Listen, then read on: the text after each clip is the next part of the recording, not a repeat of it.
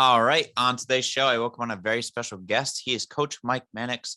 He's the head coach of Wilbraham and Monson Academy boys basketball team. Coach, how are you today? Good. Thanks for having me, Jeff. I appreciate it. Yeah, no problem, Coach. Thank you so much for coming on the show. I really appreciate it as well, too.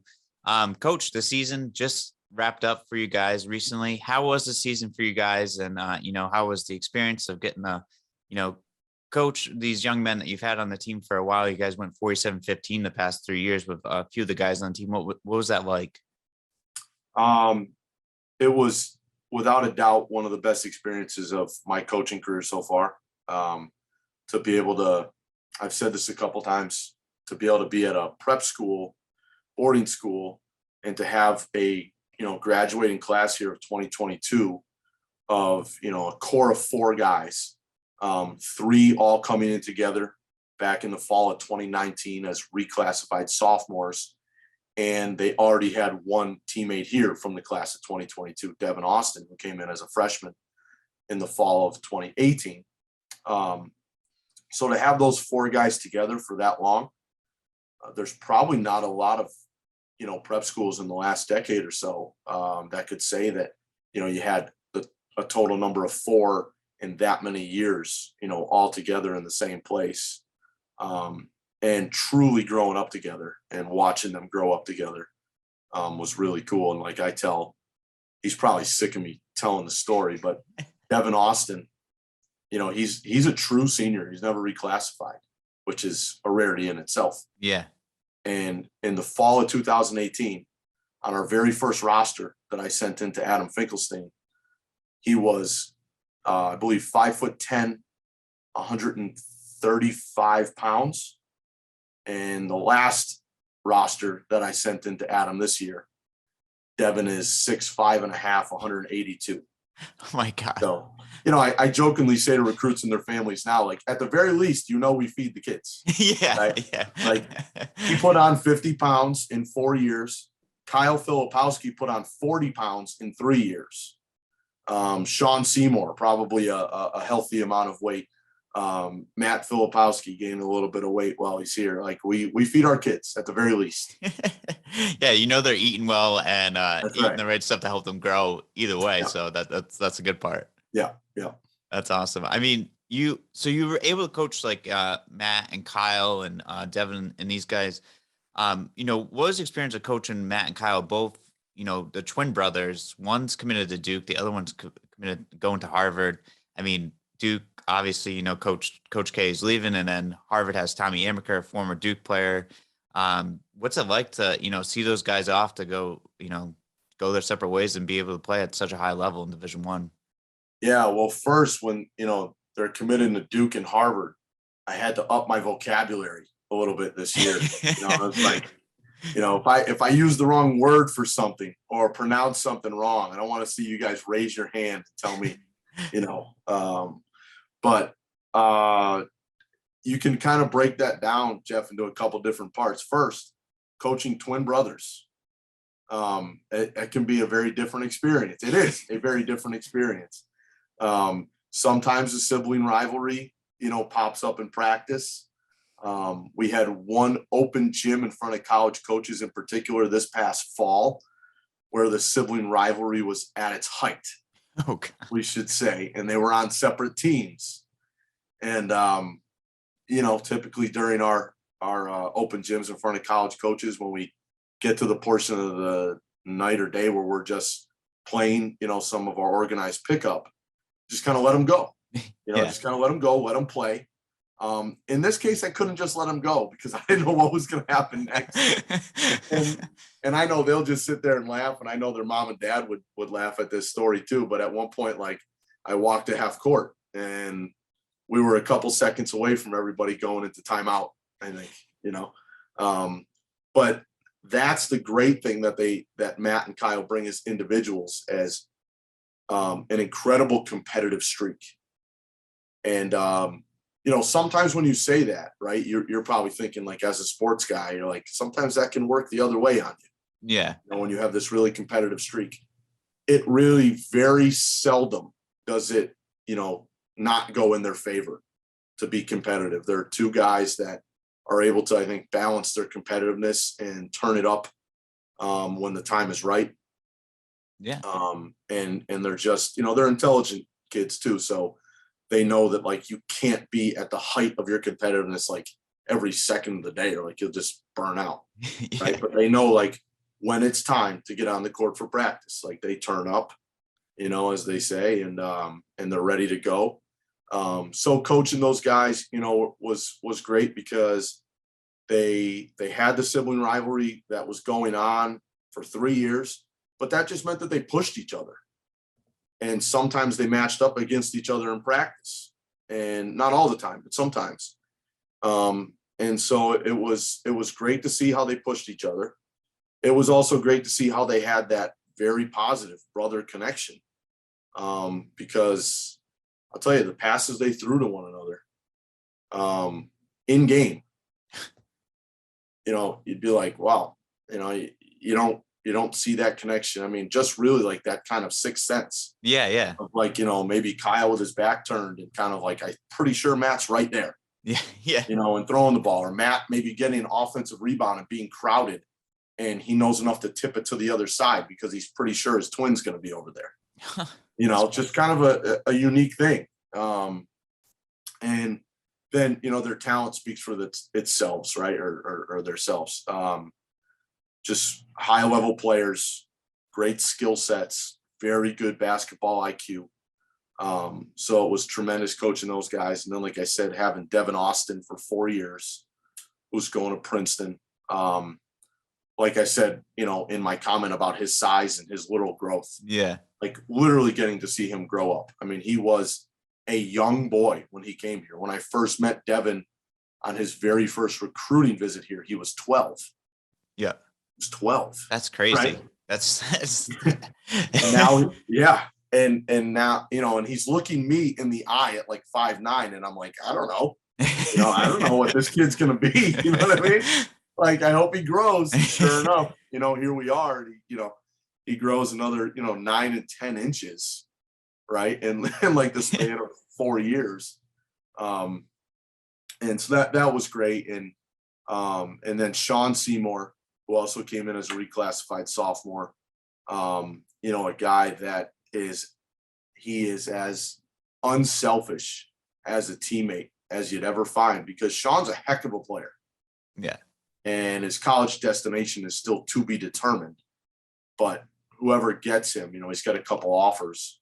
Whoever gets him is going to be incredibly lucky. He is a hard worker. He's a coach's son, and you can tell. Yeah. And you can always tell, that a guy is a coach's son when he really values, I think, like keeping the integrity of the game. Like Sean is never going to shortcut things. He's like a huge Larry Bird fan. Right? That's awesome. He's a coach's son. His, mom and dad are from Massachusetts, basketball people. Yeah. His mom was a tremendous player at Providence College. Oh, really? Yeah. Like, I think an all-time maybe rebounder. I hope I got that right. Oh my God. And so Sean was, he was special to coach too, because it was a kid that had a very different mentality than a lot of other players. Those 4 guys together, just awesome experience for me as a coach. That's awesome. That's great that you get to experience that. My question is also, what are you going to do when Matt and Devin play each other in the Ivy League? How are you gonna split those jerseys? I know. Yeah. Do I look like, I think it was like the Zeller brothers when Indiana was playing Carolina. Yeah. And they had like the split jersey. The nice part is they'll probably be watching, if Matt ever plays against Duke, I think he'll be watching mom and dad, more. Yeah. But no, I don't know, for those guys, maybe a Harvard t-shirt and a Princeton hat, or vice. And then for the next game, I'll have to flip it. Yeah. Right. Because they're going to be like, why didn't you wear the t-shirt? No, but I'm already looking forward to it. I was actually talking to the coaching staff at Princeton the other day. And I was like, man, it's surreal that like, next January, I'm going to try to find a time, to see that game. And then, I will have 2 guys at Harvard. So Harvard's going to try to be, probably having the leg up with me there, cheering for him. But, and then we have a guy at Cornell that wow. At one point in time, during this season was the leading 3-point shooter in the country. Oh my God. Keller Boothby, who's from Dallas, Texas. Wow. He's a freshman athletically because he missed, the COVID year. Yeah. So yeah, we'll have guys at Harvard, Princeton, and Cornell. So it's gonna be a fun year to watch the Ivy League. Man, Coach, you're gonna have to get like some kind of split. Like you might have to get like 4 split shirts with different I know. colors on them. That's great. I think they're all Nike. So maybe I could just like have somebody call up Nike and see if they can make a special split shirt, right? Yeah, yeah, you're gonna have to figure that out. Yeah. I mean, but also, what's like the greatest thing, like too, I think as a coach, to see, your players go on, the guys that you coach, to move on to, another level to play basketball, whether it be D1, D2, D3, and just to see them like you get to watch them grow up and see what they become as young men, but to see them move on to go to college, how's that experience like? That's the best part. Yeah. I think we had 2 kids that went to Amherst College about 3 years apart, and both played, they played together for a year or 2, and they played on a nationally ranked Amherst College team, and that's only about 35 minutes away from our campus. Yeah. So I got to see them multiple times. Play a couple years ago when they were on that same team. Joe Schneider was a senior, and I think Devin was a freshman or a sophomore. And so going up there, being able to see those guys play together, play at a really high level, it's really fun to watch.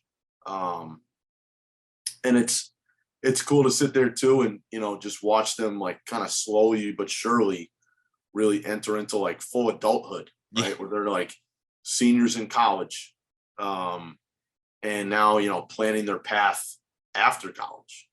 And I talked to Joe Schneider now, who had a great career at Amherst College, starting center on a nationally ranked team, and now he's living in Chicago. He's got a great job, all that stuff, and it's like, okay, like you're an adult now, right? Yeah. But no, I mean, it's great to go watch them play college basketball. And it's funny, like I like for our younger guys here to see that, because whether they go to Division 1, 2, or 3, once you get there, you're fully like kind of ingrained in that, right? In that experience. And so like we have a guy, John Adams, that graduated from our school in 2020. That's a sophomore at WPI. Yeah. And WPI just made a run to the I think they lost in the Sweet 16 in Division 3, and he had Division 1 offers. Wow. And he actually turned them down to go to WPI because of a few things. There was a family connection to WPI, and WPI was exactly what he wanted academically. Yeah. It's such a great school. Yeah. And now our younger guys here, we're able to get to know John a little bit because he came back to campus, and we, some of our guys went to see him play. And it was like, wow, whether you're in Division 1 or Division 3, when you're on a team, that's when it doesn't really matter what level you are. Yeah. Right. You're on a team, you're doing some special things. And if by chance you're on the team that's winning games, you're just fully in on that experience. And that's what I love for our younger guys to see, is like, just go somewhere and put yourself entirely into the experience. And now it doesn't matter whether you're at Duke, Notre Dame, Amherst College, WPI, you're going to come out going, those were some of the best years of my life. Yeah. And as long as you're all in, and that's what we say here, I don't mean to purposely throw that in, but like, that's kind of the saying that we use here in our program, all in. Yeah. And so as long as they keep that, mindset of like, whatever team I go to, I'm all in, then you're going to have a great experience. And I think that's what happens for our guys. Yeah. It's an amazing experience, and it's great for, for kids. I always tell kids, no matter what, like wherever you get recruited, these 3-2 Division 1, you won. You're just a small percentage of us that get to move on and go play a college sport. Yep. And if you won, and if you can get, free tuition or some of your tuition paid for, you won. You moved on, and you don't get that privilege to play at a next level. A lot of kids don't get that privilege. So very extremely lucky. And that's awesome that you have that experience and have players that are able to do that and then buy into that and be all in about it. Yeah. That's great. And then you guys coaching the NEPSAC. I mean, we playing in NEPSAC. What's it like to play in the NEPSAC? You play in Class AA. We talked about it. You play against St. Andrews, Coach Hart. What's it like to be in that division? You can't sleep. You can't sleep. I mean, NEPSAC basketball is great from AAA to Class D. And when you're in Class AA, which, we've been from the very beginning of AA, it was created in the spring of 2010, along with AAA. They were created in with the same idea that these would be two open conferences. Anybody could join. It wouldn't be dependent upon your enrollment like the other classes are. Yeah. So, it's a very unique conference in NEPSAC AA. We have Rhode Island, Connecticut, Massachusetts, Kimball Union, which is in New Hampshire with Tilton and Proctor. I think the only state maybe we don't have is Maine. We did have Gould at one point, but they had dropped out. So it had covered, like almost the entire region of New England. Yeah. So, that was kind of unique. The talent was high level. And, I can remember a couple of years where you would look at the 7th and 8th team in the league, and they would have multiple Division I players in their starting lineup.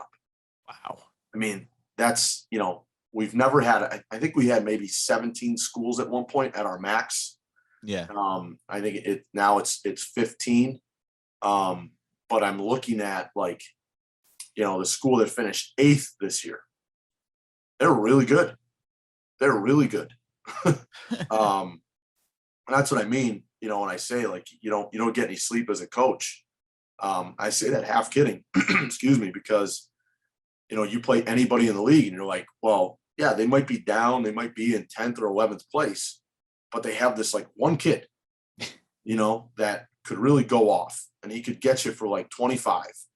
And then, it's not just truly the one kid, because then he might have some incredible role players around him that, they can make shots, right? Or they do their job in the mid to low post. And, if he's hot, they might end up getting their 10, 12, 13 points. And then we're in trouble, and if you go play on the road, oh my gosh, if you go play on the road in these gyms, we have great student sections in our league, and they're on you, they're on you.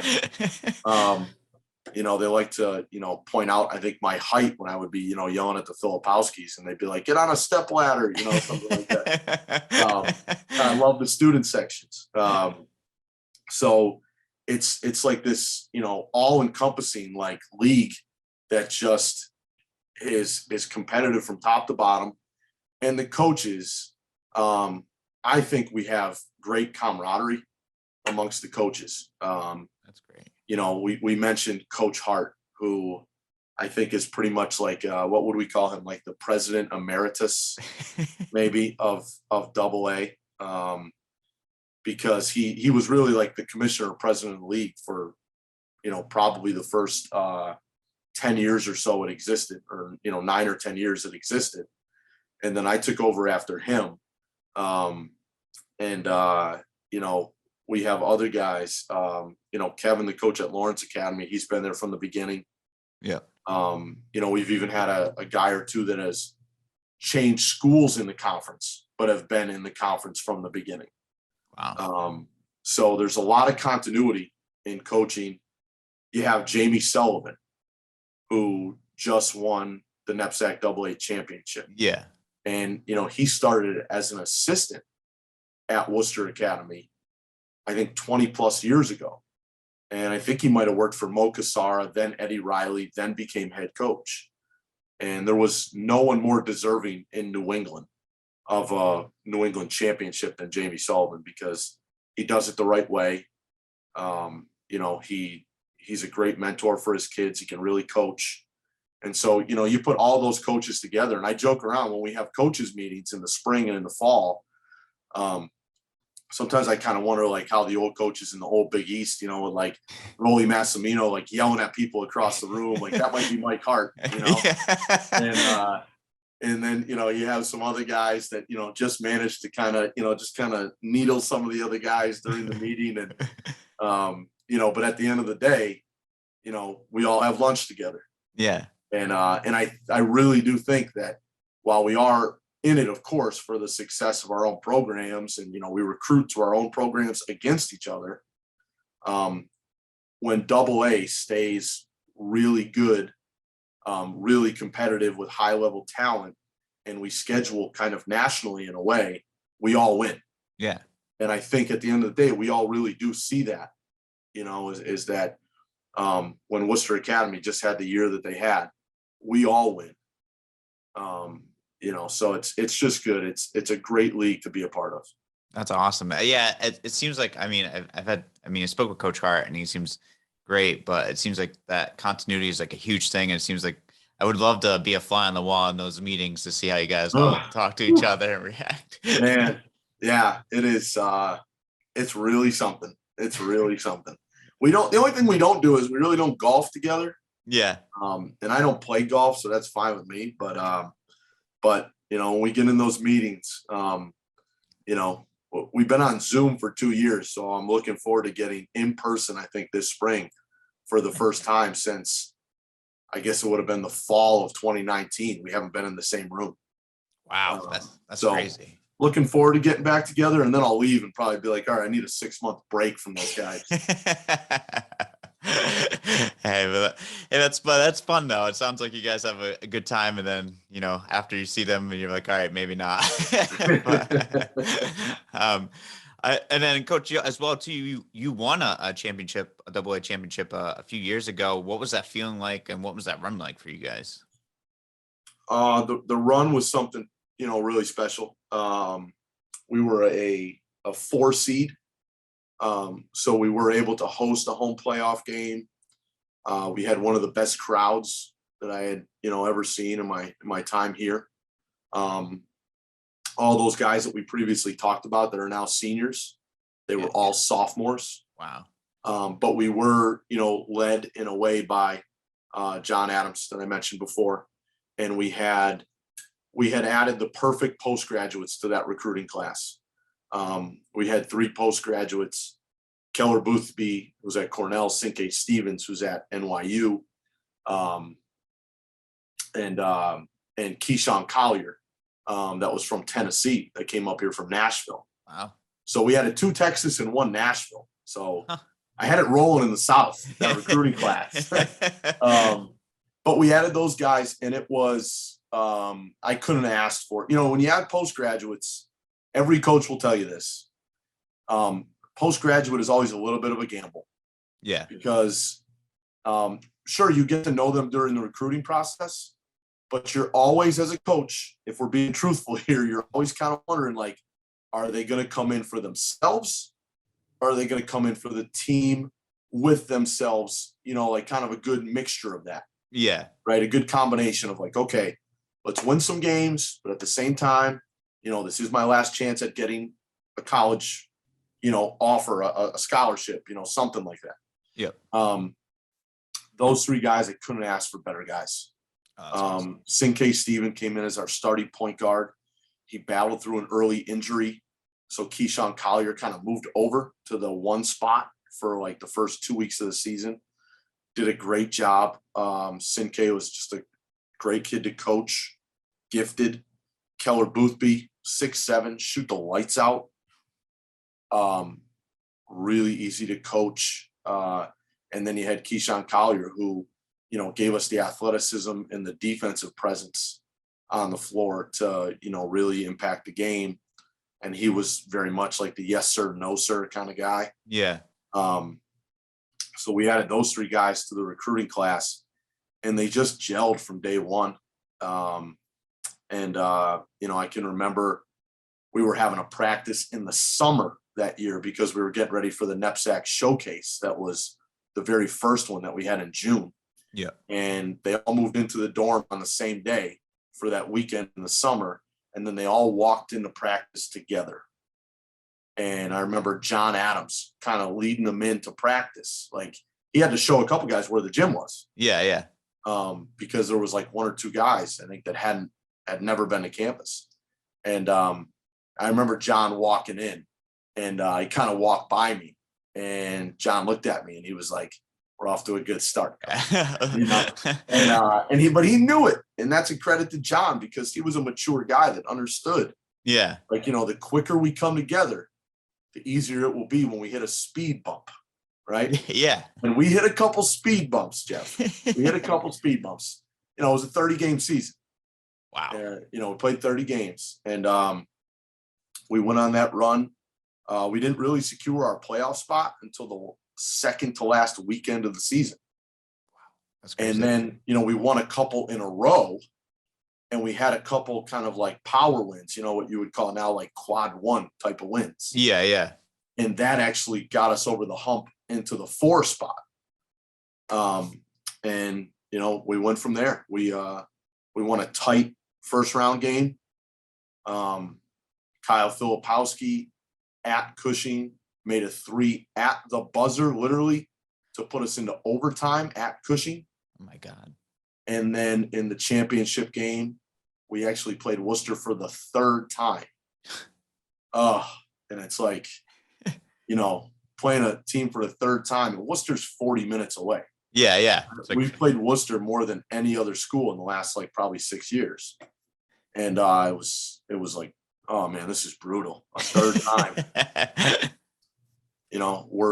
We're down 15 points going into the last minute of the first half. And I looked like an idiot, because I was trying to make a couple changes here and there. We couldn't figure stuff out. Yeah. You would have thought I never coached a game of basketball in my life. Some people probably still think that. That's fine. But man, it was rough. And then we made this comeback in the second half. And then you throw the whole COVID thing on top of it. Yeah. Yeah. Because the world changed the next day. Oh yeah. It's crazy. It was like thousands of people at the championship game. And then the next day you start to hear about the Ivy League's not going to play their tournament. And, 2 days later, there was, I think, a Big East or an A-10 game canceled at halftime. Yeah, there's a Big East so game. You throw all that in, and I think, then I started having to get together with the players on Zoom in the spring, which was unfortunate. Yeah. Because they were all home. But I think it made them kind of appreciate each other a little bit more as a team. Wow, thank God we were able to get that season in. Yeah, exactly. Get that playoff in. So it was a great run. The school hadn't won a championship, and I think it was 34 years. I think the last time we hung a boys basketball championship banner was 86. Wow. So, we had some alumni in attendance at the championship game that had graduated, I think, from, the academy, the class of maybe 73 or 74. And they had won a championship. So, that the 86 one was kind of in between. So for those guys, it was really cool to see. Yeah. And we had administrators at our school that had been here for, 31 and 32 years, who had just missed that previous championship. And so this was a first timer for them.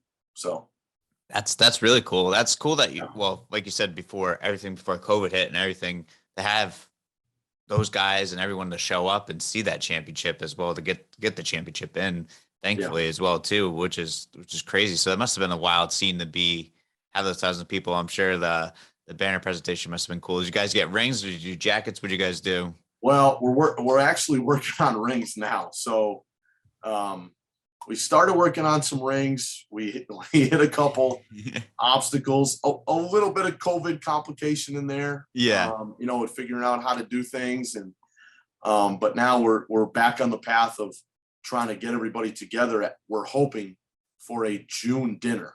Oh, nice. During our alumni weekend. So We're trying to work on that because the whole team hasn't gotten back together since, That's I crazy. think that day was March. We haven't been together since March 8th of 2020. That's crazy. That's 2 years if you guys have not 2 years. haven't seen each other. Yeah. That's wild. Yeah. Yeah, it is. We did have something last year on the anniversary of the game. Last year, we actually all got on Zoom and we watched the game together. Oh, that's cool. And we had, something like, including managers, we had like 14 of the 17 members of the team. Wow. So it was good, but I'm really hoping to get, everybody together this summer and celebrate the right way. That's awesome. Yeah. Hopefully everyone can make it. That'd be great. Yeah. It's crazy to think about that. That's 2 years. I'm like coach pretty much ran like the past couple of years. It's been wild. Yeah. But coach, there's something cool that you brought up that I want to touch upon, that when you bring other guys in, like post grads, and you have your freshmen and sophomores as well too, like how do you get them to all gel, or is that just something that happens over the season? Do you guys do any team bonding moments? Because it's almost like a college experience as well too, where you're bringing in a bunch of new guys. Like what goes into that experience as well too? Yeah. Well, there definitely is some team bonding, planned. Yeah. Right. Like mandatory fun, as I like to call it. There's been quite a few years where in the fall, we try to have a team get together, before the first long weekend comes and everybody goes back home. Mm-hmm. We usually try to, plan it around like college football or something like that. Yeah. The key is, this will be no surprise to you or really anybody else. Feed them. That will be the theme of today's podcast, right? Feed the teenagers. When we feed them, things go pretty well. Listen, we'll sit here. I can sit here kind of like an old soul and say like that social media ruins everything. Yeah. I don't think that's completely true, because now you're able to connect recruiting classes and new team members with, maybe team members that are coming back, right? Players that have been here for a few years. Like in 2019, I was able to connect John Adams, Liam Murphy, and some other guys to the Filipowskis and Sean Seymour as they were coming in. Yeah. And they just do it naturally now, because now I'll have a junior that will come into my office and I'll say, hey, we're recruiting this guy. He'll look him up right away, and maybe either find him on Snapchat or Instagram, and he'll add him, right, or follow each other right away. Yeah. And I don't even really have to push them in that direction, because the kids feel really comfortable with their phones. Yeah. So that's the nice part about the phones and social media, is they're not afraid to connect on there. But now here comes the old guy, right? Now it's, you get them in person, and now it's a 3D person, right, like in front of you. So now it's like, all right, conversation, but here's the common bond, is that they love the game of basketball. So, one of the first things we try to do is match up guys in small groups for workouts. Very first week we're here. So I'll take a guy that's been here for 3 years and I'll put him with the 2 postgraduates. Okay. And that's how we try to start. So it's a little bit of that mandatory fun, then it's working out together. We also do conditioning in the fall, and I joke around with our head of school here sometimes, because our head of school is a former Army Ranger. And we joke around because he'll say, we kind of have this laugh in the fall when he sees the boys running hills or something like that. He'll say to me like, you got it again, coach. He's like, the one thing that can really bond guys together is when they suffer together, right? So, if you have to run hills or you're running our triangle, at 6:30 in the morning, I hope recruits aren't listening. That's we're on the track on a Sunday morning. Yeah. That's another thing. So, you just got to keep chipping away at the things that are going to bring them together, because it's not going to be like one bowling party. Yeah. It's not going to be one pizza party. It's not going to be one team workout. you just have to stay consistent. And so it's, yeah, the first weekend they're here. Okay, pairing you guys up in groups for tomorrow's workouts. Then in the middle of the week, well, on Wednesday afternoon, we're getting together on the track and we're having a conditioning workout. And then Friday night, we're coming to my house, or Saturday night, we're coming to my house for pizza and college football. Yeah. Now in the first week, they've been around each other in 3 different, settings. And they've had fun, they've worked on their skill set, and they've suffered together a little bit. And we just keep doing that in the fall. And, you can only do so much. You got to have the right personalities. Yeah. Yeah. I mean, that's a big part of it. If you have someone that doesn't want to buy in, you can go to the end of the earth and try to connect them with guys and try to have guys reach out. But that's why you got to get to know your kids, and you got to really, we talk about culture, and that's important, but it's the character of the guys that are coming in first, because the culture is second. It gets created by the character that you bring in. Yeah. That's a very good point. Yeah. And I think those are all great ideas. Do you ever find yourself on like social media, like having to do do you ever try to like do TikToks or anything like that to kind of like expand that out there? Anything like that? Like, you mean in terms of promotion? Yeah. Like, do you like dance? I don't know. I'm not a TikToker. TikToker. So. Listen now. Whoa. Well, okay. So TikTok, no, I can tell you that.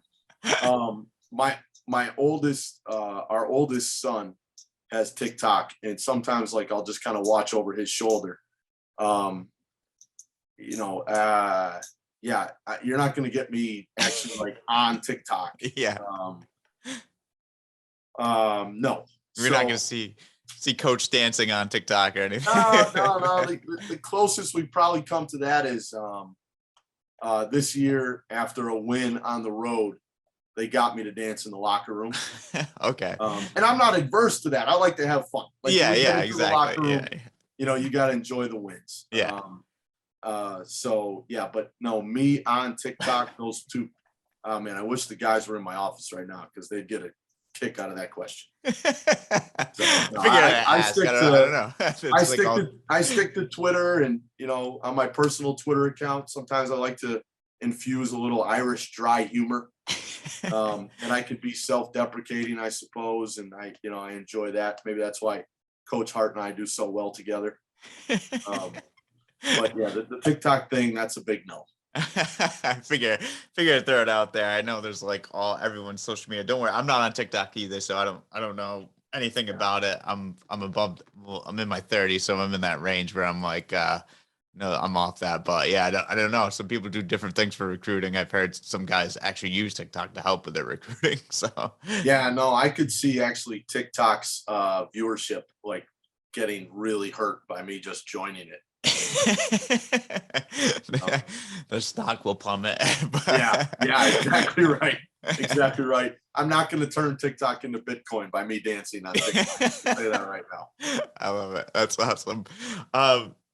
But Coach, also, I want to take a step back too. Is how did you get into coaching, and where did the passion come from? I think a few things kind of led me in that direction. I'll say that. Like, I definitely wasn't chosen to be a coach. I had to, I kind of sought it out for myself. Yep. And kind of figured it out myself. It probably goes back, maybe, I'm sure a lot of guys, if they looked back far enough, they'd have a similar kind of feeling and story. I was a YMCA kid growing up. Yeah. I grew up just down the road from Wilbraham, a place, Holyoke, Massachusetts. Okay. Yeah. The birthplace of volleyball. Oh, I did not know that. Yeah, and even people that live in Holyoke don't know that. So, but I was a YMCA kid, from probably the age of about 7 or 8 up. Yeah. And kept going back to the Y, every summer when I'd be home from college. Well, I'm 7, 8 years old, 11, 12 years old, and, in middle school and junior high. And I'm playing in the, Saturday and Sunday rec leagues. Yep. And we had this really cool core of guys that were in there at the time. I guess they would have been like in their early 30s, most of them. that were our coaches. And every year it was like clockwork. They were the coaches for the leagues I was playing in when I was, 10, 11, 12. Yeah. And we had guys with great nicknames that were coaches. A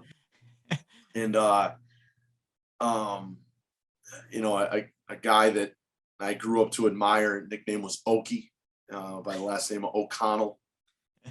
He was a hero in town. He was a police officer. Yeah. And a couple of, a bunch of his friends. It was his circle. And, so they went to the same high school that I ended up going to. So as a guy that was, close to being a teenager, I could start to see that will be me potentially, in like 20, 25 years, something like that. And they were good guys. They were good men, and they were good mentors for kids, and they loved the game of basketball. These guys were, they played other sports, but they were really basketball guys. Yeah. And, so I'd hear them talking about North Carolina, and, we'd watch games in the TV, the lobby of the Y, that would be on. Yeah. And so I kind of, I ended up growing up and, admiring those guys in a way.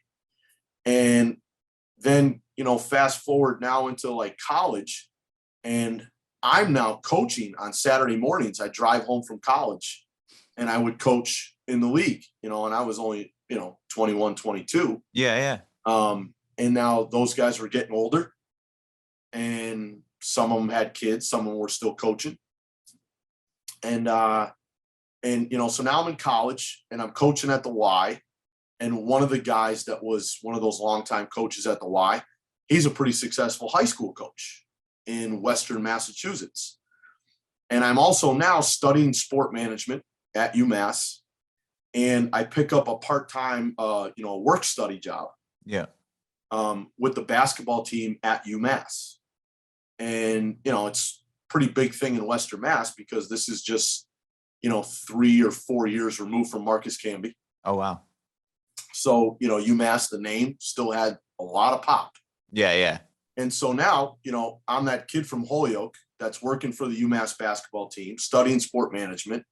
And so now these guys that I thought were like basketball gods in my city, they're starting to ask me questions, and I think it helped there. Once in a while, I got them some tickets for the games. Yeah. So that probably helped. And one guy in particular, a guy by the name of Jim Hart, he's a varsity basketball coach in Western Mass. And he says to me, "You want to volunteer while you're home for Christmas break?" Oh. And I was like, man, I didn't, really ever have a thought of that before. I was really starting to fall in love with the game of basketball at a really high level. Yeah. And baseball was a little bit of my thing in high school, but I had moved on from baseball. Baseball had moved on from me. I couldn't hit a curveball, so that was a pretty easy decision. Yeah. And so I was like, yeah, I'll try it during Christmas break. I'll go to practices, and I think the first thing he had me do was keep deflections. He was a big deflection guy. I think it was either like a Hubie Brown or a Rick Pitino kind of thing. Yeah. I don't know that he ever asked me in the season how many deflections we ever had. But I had my pencil and I had my paper, and I was all good there. And I was in practice, and I was, a passer, and I did, I got a little bit of use out of, I would watch pretty closely at UMass, the post player workouts that were, in practice and out of practice. Yep. And I was getting some of that, and then watching some of the guards. At the time, we had a couple really good guards. Larry Kettner, who played in the NBA, was a big guy on the team back then. So we had some good players, watching some of that. So I took some of the player development, some of the very basic things, and started trying to do that now because I'm like kind of a high school coach. Yeah. And that's it. I was bit by the coaching bug. When it was a really cool combination for me because I was getting to coach, a little bit with the high school team. Yeah. I had just a little bit of a voice with the team that year. And Jimmy was really good to me, and, we would watch film and stuff like that. And then, I was going back to UMass, and I was sitting in on college practices. So now I was incredibly fortunate Jeff, because it was, okay, I think I want to do this coaching thing, Yeah. but I have no idea what the hell I'm doing. I'm back, in spring workouts, at UMass, and now I'm watching a little bit more of the player development stuff. But that's when I had, I guess, the good sense to really get to know the coaches. Yeah. And, my dad was always really big on, you got to get to know people because they'll help you in the future. Maybe a little bit, maybe a lot. But, my dad was worked for the Postal Service for 35-ish years. And, just a blue collar guy, and was just like, look, here's the two things you got to do. You got to show them that you're willing to work and, do some things maybe that they're not even expecting, even if it's just like a little bit extra time. Yeah. And then get to know the people. Those are the two things that you can do to help yourself. And so, at UMass, I would volunteer to work a little bit like in the summer, even when I wasn't getting paid. So I'd go into the office, if the secretary was like going on vacation in the summer. Wow. And I would be the secretary in the UMass basketball office for literally like a week. I was the secretary. Wow. Like, thank God I didn't have to use the typewriter because she was an all-star at the typewriter. And I'm looking at this thing going like, what in the hell is this thing? Right. Now I'm too old where we didn't have laptops either. So it was like, I think there was a desktop computer, but I wasn't sure. Or I'm not sure. So I would just do a little bit of extra like that. And, you start hanging around, and I guess this is a good lesson for young coaches or professionals. If you put in a little bit of that extra time that's unexpected, but don't just sit there, like do something. Yeah. Right. So, I would ask, Jeff Arnold was our associate head coach, who's now at Rider University and been at St. Joe's. Jeff was, kind of like our leading recruiter, at the time as our associate head coach. Tony Barbee was on the coaching staff at the time, who's now the head coach at Central Michigan. Wow. And, has been with John Calipari, a couple different times. Yeah. And a couple other guys like that in the business. Chuck Martin, who was just at South Carolina with Frank Martin. Oh, wow. And so I got to know those guys that, this was 20 years ago now. And they were kind of coming up in the coaches' ranks, but they were pretty well established. And I would stuff envelopes because back then we were doing a recruiting mail out, once every couple days. Yeah. Yeah. Keeping my dad's postal service in business, I suppose. Right. It seemed like a racket that I had going on, like buying stamps. So, but that, I would sit there during the day and I would stuff envelopes, and we had the big high school directories. I don't know if those things even exist anymore. So you would go into it, looked almost like a mini Yellow Pages. Yeah. Yeah. Go in and they'd say, hey, update the directory. We need all the high schools in Massachusetts. Make sure we know who the current high school boys basketball coach is. Wow. And so, I'd update the directory and, do different things like that in the summer. And I can even remember one year, I don't think I went away for spring break, and I stayed and I worked. And so sure enough, I got to know Bruiser Flint really well. And now you fast forward, I guess it was 2006. And I decided to leave the Division II job that I was coaching in. Yeah. I was coaching at a little place called Western New Mexico University. Whoa. So you move a kid from Holyoke, Massachusetts to Silver City, New Mexico, and interesting things happen, right? But I was there for 2 years. I was basically the only full-time assistant coach. Wow. And I had just come out of an internship in the NBA. Yeah. Yeah. You were with the Pacers, right? Yeah. And I mean, the Pacers thing, we could spend 3 hours on that. Right? Yeah. Like, Rick Carlisle was the head coach. It was his first year as head coach of the Pacers. He had just left the Pistons. Yeah. So I got to watch practice every single day. That's awesome. With Rick Carlisle as the head coach. And to be honest, like when I have recruits sit here now and their families, yeah, that's the person that I reference the most in terms of like recruits always ask you, how do you play? Yep. Like, what's your style? And I answered kind of in a short version of what Rick Carlisle did, which was show me who I have and what they do well, and then I'll show you how we're going to play. That's awesome. I love that. I wish I could have like a Carolina secondary break and have whoever I want, but I can't get whoever I want. So, that's what I learned there offensively. I lived with Mike Brown for a month. Wow. When I didn't have an apartment anymore, when my lease ran out and I was going to summer league when they used to have summer league in Utah. Yeah. And, Mike Brown, who ended up being with, the Cavs twice and the Lakers and now, the Warriors, and he's been with Steve Kerr for a while. Mike was known as the defensive guy in a way. Dan Burke was on that coaching staff, who's now with Doc Rivers in Philly. Okay. Dan Burke taught me that the players get the wins. Yeah. You do the best you can as a coach to give them the best opportunity to win the game. Yep. And Dan was a big film guy and also became, known as one of the best defensive guys in the NBA. Like he would do shell drill for like 6 hours if he could, but Dan Burke, who I'm still really lucky to talk to a couple times a year.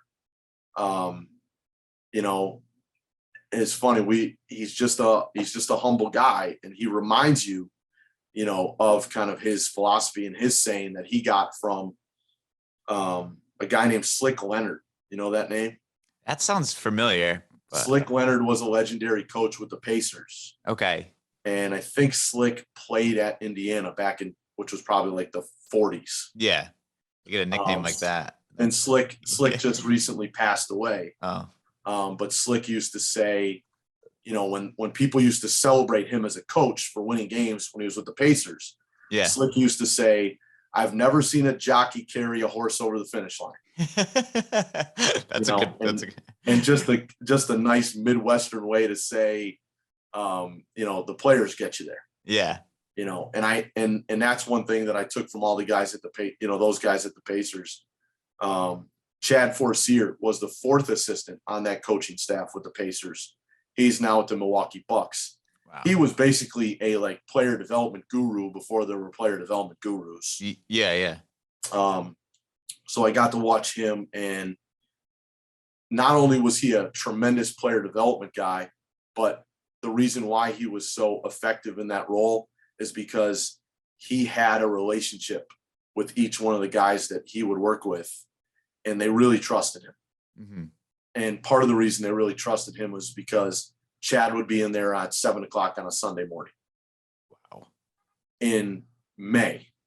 That's crazy. With a rookie who maybe, sat on the bench for most of the games in a suit, that wasn't even an active player. So what Chad showed them was, I'm all in on your development. Yeah. This is a group effort here. This is, an investment that the team has made, that the club has made, and I'm here for you. And he always showed me that. And I took that with me when I started coaching in college. So, get back on my story here. So I coached in Division II for a couple of years. I got to recruit out west. I got to know the junior college scene in Texas and in Arizona, which the Arizona JUCOs at the time were loaded with talent. Yeah. Like I said, I was a full-time coach at the age of like 25. Wow. And then I, move away from that job, and I'm a guy without a job. Yeah. And the guy that helped me get back in and get a job was Bruiser Flint. And, I was on the phone probably every other day for the 3 weeks that I was looking for a job. Yeah. I was on the phone every other day with Bruiser Flint. And I owe that man a level of gratitude that I'll never be able to repay, because I did not have a job. Yeah. Right. And, I'm trying to explain to my family, like, all right, I'm driving back from New Mexico. Yeah. I'm going to figure this out. I got to move into the attic for a little while. Right. And here I'm on the phone, like I said, like almost every day with Bruiser. And he's like, all right, I'm I'm talking to Cal about a grad assistant position for you at Memphis. We'll see if that can work out. Wow. LIU Brooklyn had an opening at the time. So while I'm driving back across country, I'm stopping and interviewing at LIU Brooklyn on my way back to Massachusetts. Mm-hmm. And at the time, it was a guy named Jimmy Ferry, who was the head coach there. That's now the head coach at UMBC. Oh, okay. And Jimmy was a tremendous coach, great man, hires me at LIU Brooklyn. And I don't think I've ever told this story recorded before. Oh boy. Not that you should feel special. It's probably boring, but like, Yeah. it just dawned on me. So now, I make the drive across country, and I'm slowly but surely watching some dominoes fall at kind of a weird point in the calendar. Yeah. Because typically almost all of the coaching firings and hirings and the complete cycle is usually done by May. Yeah. March and April are hot months for college coaches.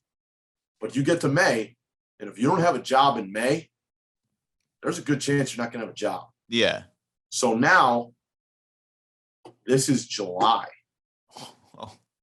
And now, luckily in July, there still are some small college opportunities available. Yeah. But guess what? They're small colleges with small budgets. Yeah.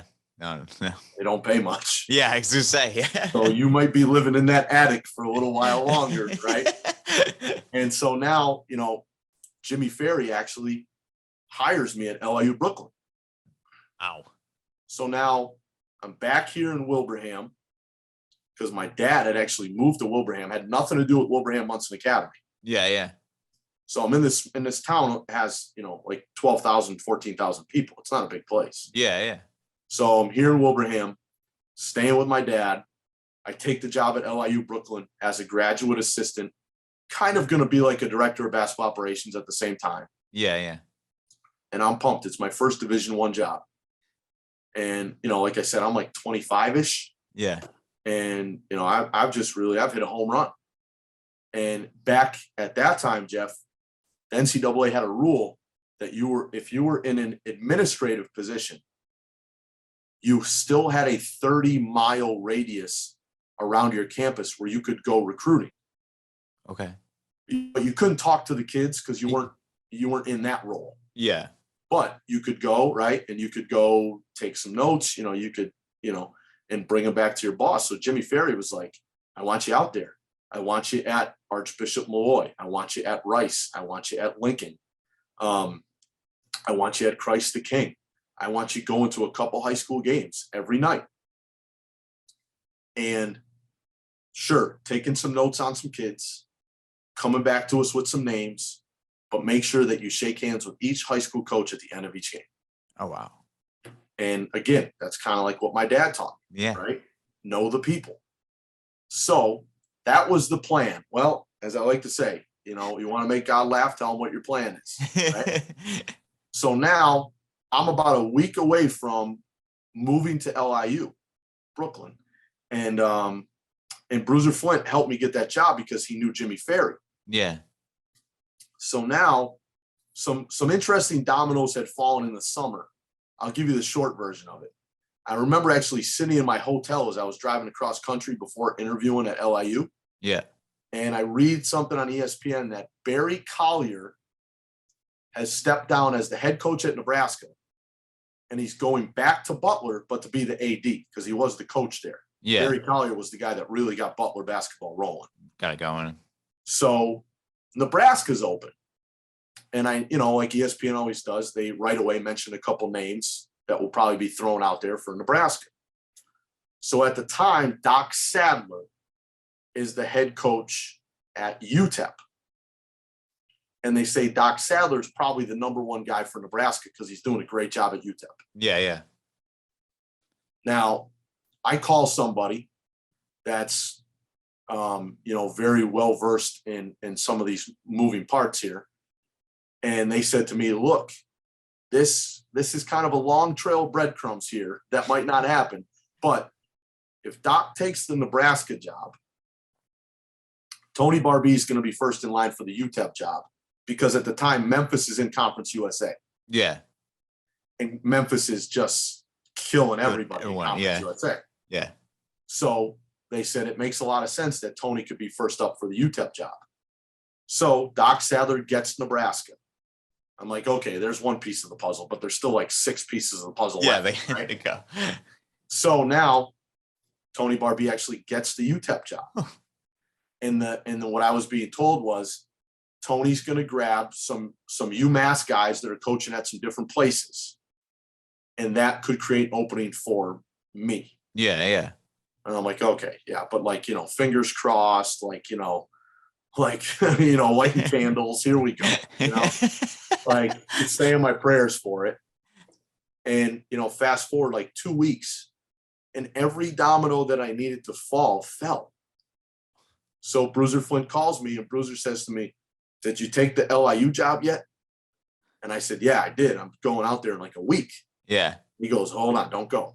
So I said, well, what's up? And he said, well, someone's going to leave my staff and go to UTEP. Yeah. And at the time, Bruiser's he's been at Drexel University for like, I guess about 4 years. Yeah. And here it is. I'm just the guy that worked on spring break stuffing envelopes and, didn't play a minute of basketball, past like junior high school. Huh. And he says, we'll figure this whole thing out, but I want you to be my director of basketball operations. Wow. And then, I spent a couple years there and really enjoyed, a lot of it. Yeah. And then, was just kind of called back home this way for, some family stuff. It happens. And had a chance to, get back and really coach. I kind of missed the coaching aspect, as an operations guy. I mean, there's lots of good stuff, but you're doing a lot of logistical things. Yeah, that makes sense. We kind of missed the coaching aspect of things and really being out there for practice. And I was fortunate. I did a good amount of basketball stuff at Drexel, but came back here and settled into the prep school world. Wow, that's crazy. Was the Wilbraham and Monson job open? Like, do you start off as assistant and work your way up? Started off as assistant. Yeah. Start off as assistant. Actually, the gentleman that was head coach here before me that I worked for, we coached in college against each other. Wow. Just as luck would have it. Yeah. And so I was fortunate to have that connection. And then, I was lucky where, he kind of helped me find some things around school to do during the day. Yeah. And so just, kind of piece some things together and, here we are 13 years later and, here it is. That's awesome. That's crazy. It's crazy how like things like. Wait, Jeff, I'm going to get in a lot of trouble if I don't say in this, in year 1, I met my wife here. Oh, really? Okay. So we're recording, right? Yes, okay. We are recording. All right. I got it in there. Boy, oh boy, that would have been good. That's good. You cover yourself on that one. No, but it's really, it's that life moment that really makes you sit back and go, wow, when you think to yourself, here we are 13 years later and I was not married and now married with 3 kids. That's crazy. That's wild. So, Wilbraham Monson meant a lot of life changes. Yeah, I guess so. A lot of big life changes. That's awesome. Yeah. That's great how it works out. It's funny how life works out like that. And like you said, dominoes falling in place and things just work out like that. And it's just funny how life brings you, brings your bones back home. And now you're working for, a great school and doing great things there. I want to know too, like with everything that all the experiences that you have had with Division I, Division II, being in the NBA, how do you pull that into making your own coaching philosophy? Well, I'll go back to Dan Burke, where, he had always stressed with me, be yourself. Yep. Because the players will be able to tell if you're not. Yeah. And I think, I think we all struggle with that as coaches to some degree, right? Because, sometimes you have no choice. You have to do something that you might feel uncomfortable with, or, doesn't necessarily fit your personality. Yeah. Someday will I have to jump on TikTok? I might. Does it fit my personality? Absolutely Really not. not. No, but someday I might have to. I think, first and foremost, it is, make sure you're being yourself. And then that creates like a really, broad path there, right? Like, and then, you kind of have to hone it in a little bit. And, so I think, Jeff, what I've done is I've had the opportunity to work for great head coaches before taking over myself here. Yeah. And I think I've kind of just naturally, I don't know if this was necessarily my plan, but I've just kind of naturally taken things from every one of those head coaches. And like I said, with Dan and all the rest of the guys at the Pacers, the assistant coaches that were, ranked well above me. Yeah. I've taken things from them that I knew I could do naturally. So Bruiser Flint was, and is, an incredibly detailed oriented leader. Yeah. When you travel on the road, this is what the plan is, and this is what we're going to do. So I think that's something that I've kind of adopted as my own. Even though our road trips here at prep schools are much smaller, Yeah. we have a certain way we do things on the road because that's the way we do it. And that's the way I believe works. Yeah. Right. And now I've changed a little bit over time,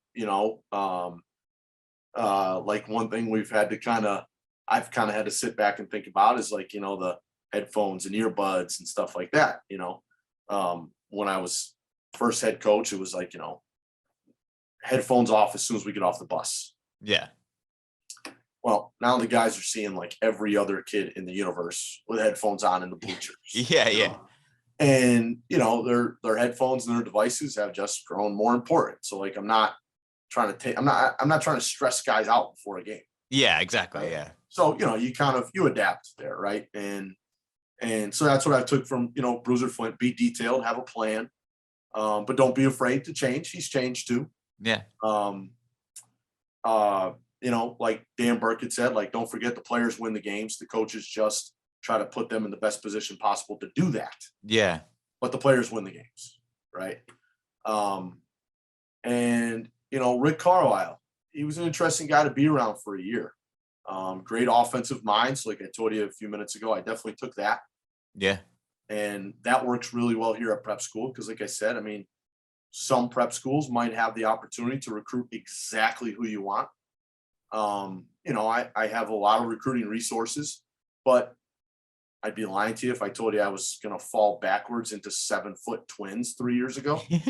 Like that wasn't part of the plan. Yeah.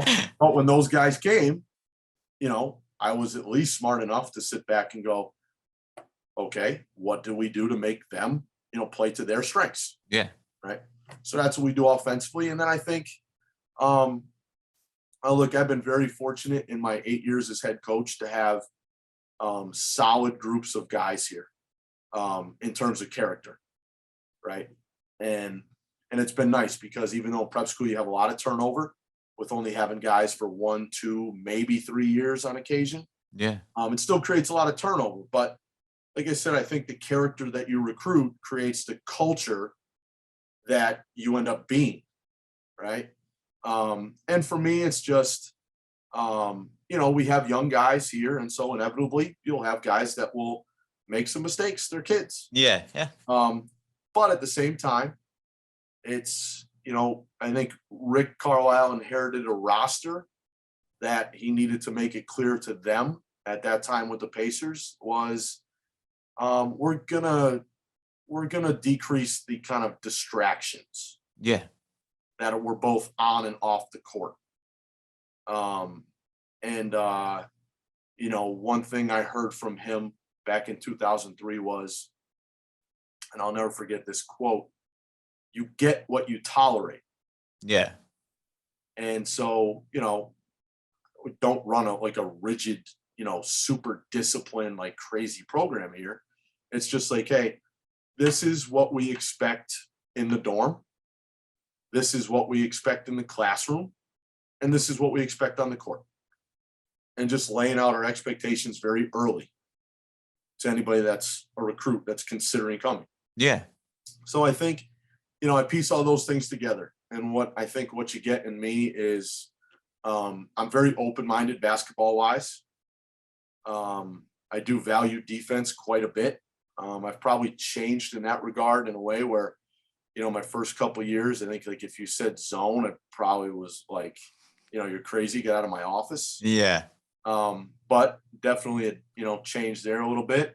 Offensively, we went over that. And then just in terms of how we run our program, it's just like, let's just get guys of good character, and they'll create the culture, and hopefully they mature enough where they can pass that on to the next guys. And, having guys like John Adams here and, Wendy Gabriel was an incredible hard worker.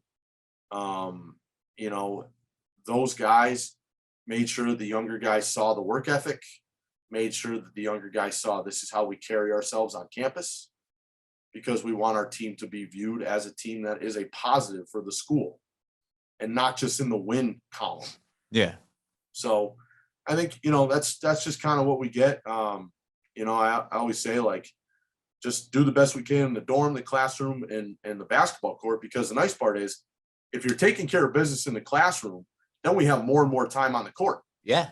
Don't have to worry about you like going to detention and stuff. Right? Yeah, exactly. Let's get on the court, and let's spend a lot of time there. So it's, it's simple, but you need the right guys. Yeah.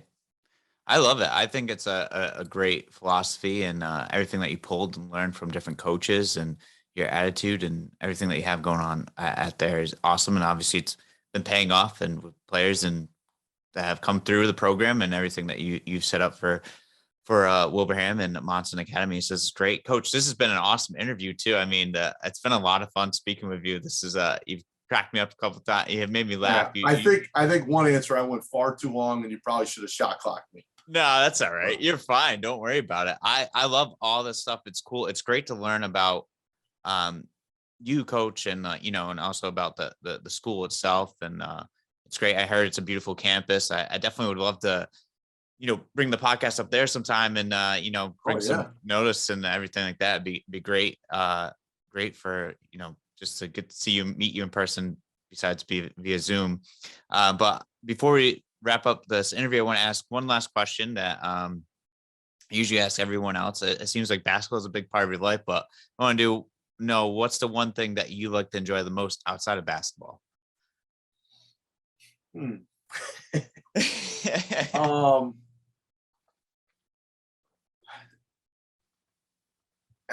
basketball is still a part of this answer, but anytime I can bring my kids to a game and we can just sit there and watch. Yeah.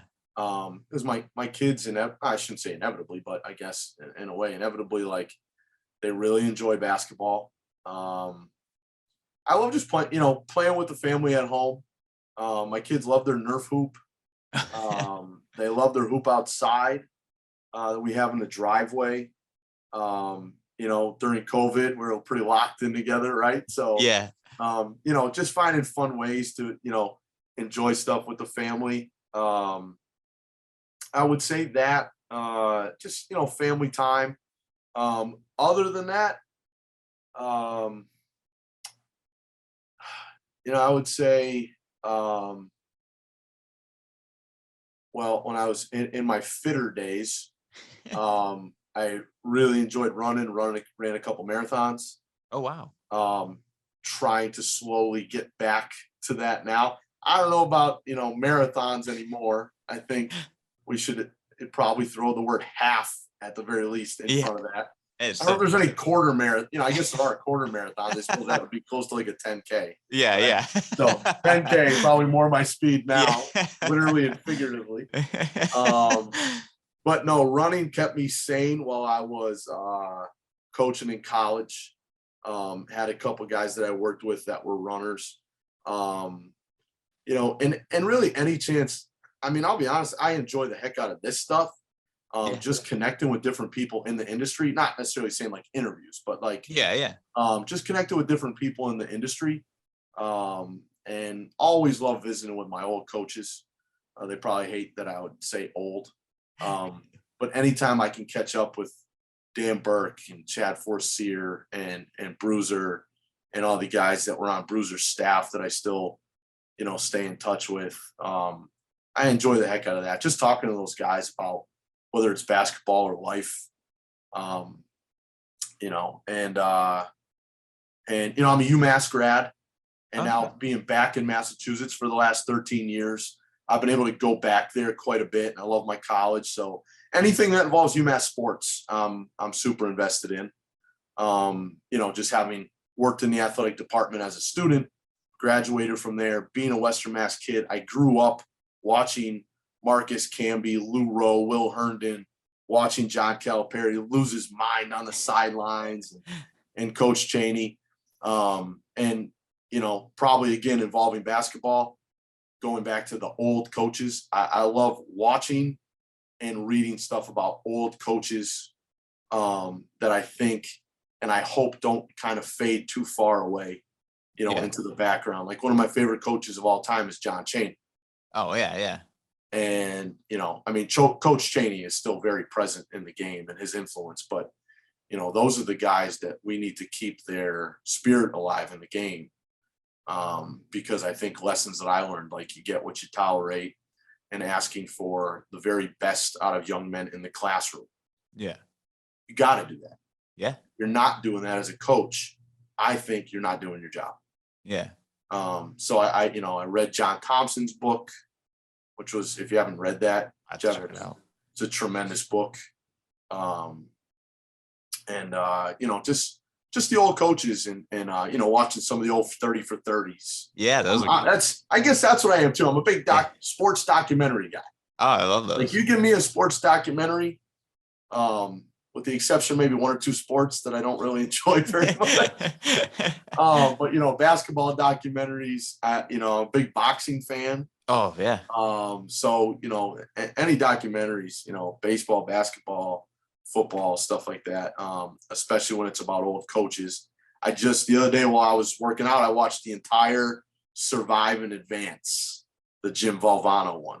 Oh, that's a good one. Which is a great one. And then a couple weeks ago, I watched Requiem of the Big East, which was basically about the creation of the Big East. And all those big coaching personalities. And, all that stuff, PJ Carlissimo and guys like that. So, I can't get basketball out of my life, but I guess when I would go running and stuff like that, I suppose that's when I can kind of get it out. But hey, you can't stay away from it. That's part of your life. It's like I said, if it wasn't for basketball, I wouldn't have met my wife. Yeah, exactly. Yeah.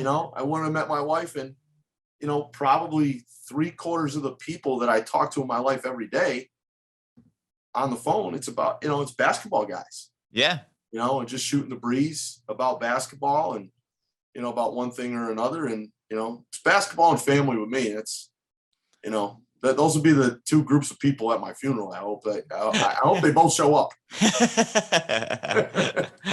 I love it. And I'll tell you, if the basketball people in my family don't show up at my funeral, it will be sparsely attended. I think it's awesome, though. So, and then, catching up with my old players. Again, it's basketball.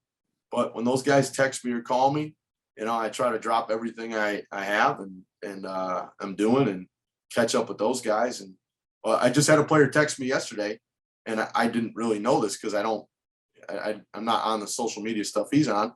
Yeah. And he said, Coach, you didn't know I'm getting married this summer? And I said, I think my wife told me something about you had a longtime girlfriend now, but no, I didn't know you got engaged. So he just told me you got engaged and get married this summer.